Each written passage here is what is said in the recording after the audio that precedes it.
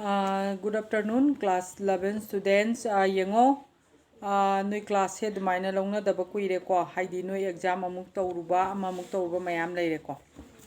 Sina jingba leire ado ngasi sidagi phajana mu makha sathara dobani ko exam jara hojala dobani na. Sidai da chapter number 6 ko anatomy of flowering plants. Mamang da togibaduna se morphology of flowering plants neba. Adu number 1 da haigibado flowering plants. Flowering plants ji akhone angiosperm haira khangne ba all the flowering plants are known as angiosperm harga khangna gi ba ko aduna si morphology hai taraga di mapan thongi oiba akhone hek yengba matamda akhona karigumba posak ama takpa ngami ba se that is the morphology anatomy harga na manungi oiba tissue gi maramda kari adegi di tawriba mayam singje ko cell gi manung mayam naina ra ise ko pot tu gi manung naina ra ido that is the anatomy ko we akoina ma kuchu dumaina khara mujabai wani as anatomy di chumi he kera kanda phajaga da bani mai masak che ka hainai se ko mai manung du da di chumbani na adum haibagi wani and then yengo sidai da akoina angang oiringai degi hai tare ko makhagi akogi nogi lower class ta tamakpo matamda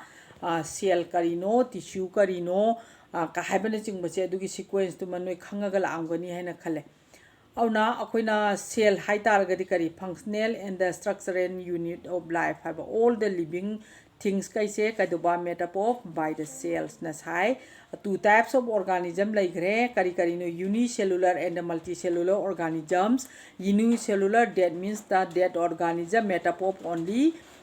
say kadoba one cell na sai but in the case of multicellular kadoba made up of by many cells na sagane magi body se ko aduna kari la e mathangda say asigi similar graba matungda cell is the structural and the functional unit of life high grade and the group of cells in the kari semi high kind of tissue semeba adoi targati group of tissue duna say group of cells in the tissue sem grade and then the group of tissue na di kari semi organ semeba group of organs na mukari seme organ system semeba and then the kari la air hai kan the organ system the organism adumaina lakidoi ba silai gre ko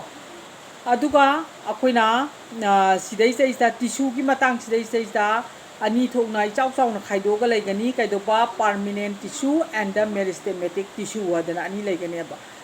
permanent tissue se lakna bu honara ka doini meristematic tissue sidagi ko meristematic tissue hai taragadi magi power of cell division lairi bane ba meristematic tissue di mase compulsory madi living oi de ba yade ba aduna magi sab chaba shape lai giroi size lai giroi ba magi se definite oi ba magi shape the structure and the size adumai lai giroi but in case of permanent tissue da di magi kai do ba sab chaba magi shape and size ka do lai ga do bani se living oi living me or natraga kai do ba se non living oi ba bok ja ba gi la chang nga e ba madi pura sab chaba magi oi ba pura shape lai gra bani na ko and then aduna meristematic tissue ko aduna mogi power of division sing je pambi sing da karai da tauge haiba matam de shoot se root apices shoot apices sidai sei da taugane ba khone apical meristem kaina ga tamai je ko magi maton sing sidai da akhoi ga pambi ga khena ba khara lai moidi kai do ba root to ro maton du da ge maina mai je growth chat kini aduga shoot to ro maton da maina chat kini ba ko China no gi basic idea or ba matungda madam no gi larik tu da gi taglake sidai sei da draw ma yauri draw do page number 85 si mamang da noi di an gre ko ye halaga tawgre ado amuk su matang kuire haidana madam na just remind tawrokpani sidai da root and the shoot apical meristem chumaina yaure ko sigi sidai sei da root cave ko root ki maton thangba du dai du da khona tupi man ba mamang kupsale ko that is the root cave kawi root cave sigi just above the root cave sidai is the initials of sigi kheka khala ko sidai is the kari kai du kaure laire haiba matam da sidai is the thickened area ama piri the root apical meristem adu da laiga dori ni ko root apical meristem sumaina sidai leirani and then sumain tawdana sona kangi kainoji da su shoot apical meristem sida su kaidore haba matam da shoot apical meristematic zone na sidai leini ba adagi sigi je tawgraba matungda atopa mayam ama adumaina moi sidai da growth lang na ba elongation kaina mayam lakadori ni ko and then adudi yengo mamangda tawgragasu aina adumaina noi sidai ningjangi ni ko meristematic tissue sumaina laire sidai cell division do meristems kaure cell division tawri bado meristems kaure dana ko meristos that means the divided obaduni aduna meristem se plant sidai have different kinds of meristem mayam laigani kaidoba occur at the tips of the root ki maton to daida and the shoot ki maton to daida and the produced primary tissues are called the apical meristem aduga primary tissue mayam puthore produce tore ko apical meristem kaure sibokti noi khange ko adudi root apical meristem haiba maga shoot apical meristem haiba maga la sidai da moino occupy tawri si karino moi distant most region of the stem exists to aduna during the formation of leaf and the elongation of stem leaf formation torokpa adigi stem to elongate torokpa sigi matam sidai sa cell kharadi lehaweba left behind toroga lehoganeba karawaida from the shoot apical meristem sidai sa adugi duna kari seme hai kan axillary bud sidai axillary bud aina hai se sidai bud adi apomba do adugi du lehorani aduna leigi apombaga adigi akhoigi branch oirangna bagi apombaga khenaba leidana hairiba sigi bud chingche are present in the axils of leaf and are capable of forming a branch or a flower sigi sina moi sidai kari capability leige haiba matamda branch or natraga flower adumaina oiraknaba moi sidai capability lei that means the moina akhoi maiteron da haraga moise apomba haibaduni ko aduna hairiba sigi meristem singse karaida occur tawi haiba matamda between mature tissues is known as the intercalary meristem habako intercalary meristem amaga gi maraksi bo khoina intercalary meristem haina khangnei masigi sidai sa adumaina tawi hairiba singse grass kumba dadi in occur in grasses and the regenerate parts remove tawgre by the primary meristem sina maram dikarigino haiba matamda appear early in life of a plant se contribute formation of the primary plant body oina laikiba adunani haiba ko hibok sinoi gyan tare ko mamang da tawgrabani adui taragadi meristem sing se occur in mature region da root ta leire adagidi kaidore haiba matamda shoot ta leire plant mayam amada ko hairisi particularly those that produce woody axis woody orakpa kanjalakpa ko moigi exist lae later adagi primary meristem lairani moidubo khoina kari kaure secondary or later in meristem kaure primary du dagi moije kanjal lae haraga moi sidai da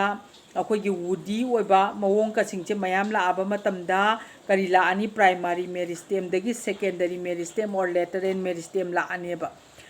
then adudagi di kaidorani cylindrical meristems la ani cylindrical meristem dagi fascicular vascular cambium la ani interfascicular cambium la ani co-cambium la ani examples of the lateral meristem ne ba hai ba sigi mawong component myam singse sise sum u sina lisala kan de yaur kadori ni ko sina responsible to gadori se karino haiba matamda mayam singchi yaura ba matamda secondary tissue na dumai la kaneba following divisions of cells in both primary and as well as the secondary meristem thigise division je taura kanda ni division that means the cell division je taura kanda newly formed cells become structurally and functionally specialized and lose the ability to divide. Such cells are termed permanent or mature cells. Constitute the permanent tissue. Permanent tissue lakpadagi dine kay dorani cell division ka sila kolani mo se chap chaba mo gi function structure definite shape and size loi legrane ba ko adu duna mo se permanent la ne ba adu batargi ngachai meristem do adudagi laiba pochi karino haiba matamda permanent oinaba boki dane ba sidai stage da permanent oibagi step to lairabani aduna formation of primary plant body chema ani karam kanda permanent tissue do phajana lairakanda specific regions of the apical meristem produce karila ani magi apical meristem sigi region kharadi akoi dormant tissue sai targadi bak to la ani ba magi maku do la ani ko ground tissue amugla ani vascular tissue amugla ani ba vascular tissues that means the xylem and phloem sina chingbala ani adagi akoina bak ka chingche maku chingche dumaina dormant tissue si chingche sema ani karamba matamda hai kanda akoi gi permanent tissue se dumaina sema akanda ngasai de chathara je permanent tissue do semne bane ba ko chibok lere and then the mathang yango makha yango permanent tissue lai permanent tissue sida da kamai na lakadagi haiba matamda permanent tissue sida lakadoi se permanent tissues having all cells similar in structure and function ko are called simple tissue kore adagi di simple tissue dadi kamai to ge haiba matamda structure ga function ga do similar oiba cells na oirani adoi di simple tissue korani permanent tissues there is many different types of cells na oirak taragadi complex tissues korani complex tissues there is xylem phloem kaido moi chi yaurani conducting tissues or natraga vascular tissues kaina kau gidorim ni ko aduga simple tissue and the complex tissue haidana complex tissue haidana permanent tissue sida khaidora simple tissue se hana lokhot kadaba simple tissue sa di karino ha kanda moi similar in structure ga function go oigadaba moi sari ba cell se chap sumaina manaba having all cells similar in structure and the functions simple tissues kore permanent tissue hargana many different types of cells lagi doini simple tissue sidai jala kadoi si parent kaima colon kaima scleron kaima ahum jina akoina simple tissue sa ne ba complex tissue dana xylem and the phloem sumai chakrane ba ko aduna number 1 simple tissue sidai da parent kaima se yengo Hujiki haiba moisingje iket kenaroi doibani yango simple tissues is made up of only one type of cells amuka jo haire ko the various simple tissues in plants are parenchyma collenchyma and sclerenchyma ni parenchyma ni kamai tawi parenchyma forms the major component within organs the cells of the parenchyma are generally isodiametric they may be spherical obayai oval obayai round obayai polygonal obayai elongated aidi sangdokpa shape obayai bako aduga moigi wall singche yamna thin oiba aduga karina metabop tawi cellulose underline taw they may either be closely packed oi karina have small intercellular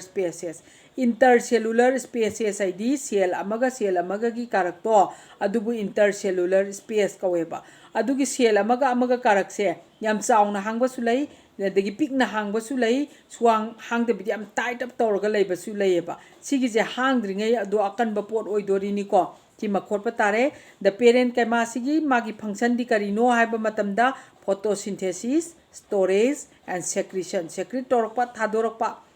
dagi di store toba tungjanba photosynthesis toba aidi machinjak sungjaba numit ki mangana ko colon kaima di kamai tawre colon kaima sna layers below the epidermis adi mapan thangbado makudu epidermis then the epidermis se sigi below the epidermis sigi heng makhas dei se moi se occur tawre colon kaima se karambada dicot oba pambi sing si dei se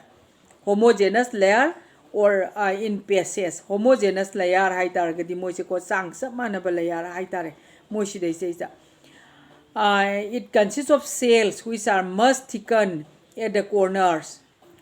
sing dei se moi se amna thicken oi kari maram gino corner sing de yam thicken oi rise hai tar due to the deposition of cellulose khosalo hemicellulose and the pectin sumaina oi gada ba ko colon kaimata cells may be oval obayai magi shape se ko spherical polygonal often contains chloroplast adoi targadi ma ju photosynthesis tawre ngasai parent kaima du su tawre colon kaima si chu adumaina photosynthesis tawai mong ni ko these cells assimilate food when they contain chloroplast the chloroplast se yaurgadi moi machinjak sungdori ni intercellular spacing se absent ore adoi tardi moi ji yamna tight tawre ba ko they provide mechanical support Sina function of the collenchyma ni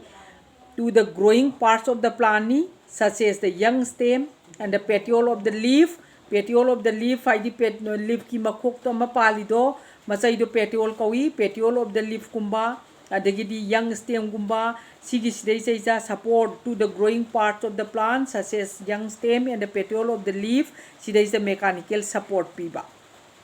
Then the sclerenchyma da kamai tauge haiba matamda long narrow cells with thick and the lignified cell walls having a few or numerous pit. Pit ay di ahoba macha ko. Ahoba macha singche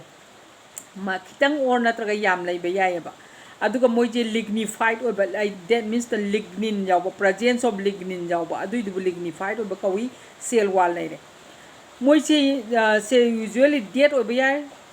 and without protoplasm yaw the bayay. On the basis of variation in form, structure, origin and development, sclerenchyma may be either fibers or sclerates.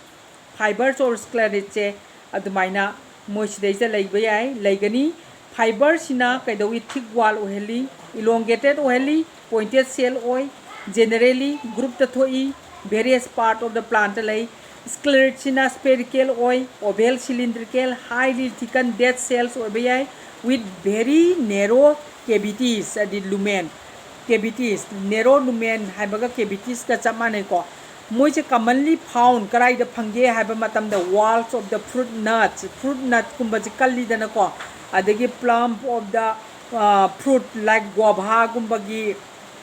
sidai jaija pear gumba da sapota gumba da seed coat gumba da idea akoina hawai gi maku gumba se ko of legumes hawai thak gumba adagi di se hawai mubi gumba mayam etc adagi akoigi tea leaves gumba da sigi singsidai jaida moise adumaina phangeba. Sclerenchyma sina provide taurisi karino mechanical support to the organs, and then the collenchyma na taurisina karino mechanical support to the growing parts of the plant adagi young stem and the petiole of the leaf sina chingbada ko aduga moisina corners moise yamna akoigi kalli je thicken oibe maram je deposition of kari haiba ngasai do se deposition of cellulose hemicellulose and the pectin haiba ko sina chingbase leire. Parenchyma dana kari leigre haiba matamda moise function da kari taure photosynthesis, storage and the secretion sigi singche admaina leigre ba. Aduga moist dai jaida moigi walls to karina semba parenchyma da cellulose da teaching jelai ko hairi ba sigi ahum se sigi simple tissue ni moigi function admaina yam hangali lignified or by the presence of lignin admaina oi taragadi moido kalhalli ni ko silere adoi taragadi mathang da complex tissue je lakpa tare ko adunga sidi simple tissue sibokta admaina torsi ko